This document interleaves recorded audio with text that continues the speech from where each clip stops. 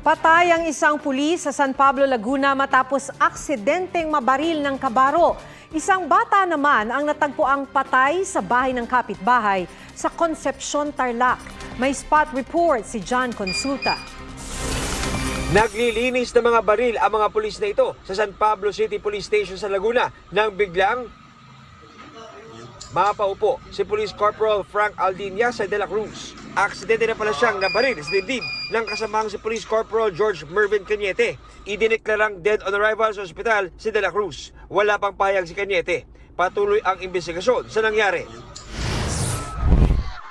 Nakabusan ang bibig at tadtad ng mga sugat at pasa ng matagpuan ng 2 taong gulang na bata na inireport na nawawala kahapon ng kanyang mga magulang. Nakita ang bangkay ni Axel Castro sa bahay ng kanilang kapitbahay sa barangay Green Village, Concepcion, Tarlac. Hindi na muna nagpaunlak ng panayam ang pulisya habang patuloy ang investigasyon sa kaso. Sa Atimonan, Quezon, patay ang isang rider matapos pumailalim sa truck. Ayon sa mga otoridad, nawala ng preno ang truck habang nasa Maharlika Highway at napunta sa kabilang lane. Doon niya nasalpok ang kasalubong ng motorsiklo. Dead on arrival sa ospital ang rider. Sabi ng pulisya, nagka-areglo na ang pamilya ng biktima at ang driver ng truck. Wala silang pahayag.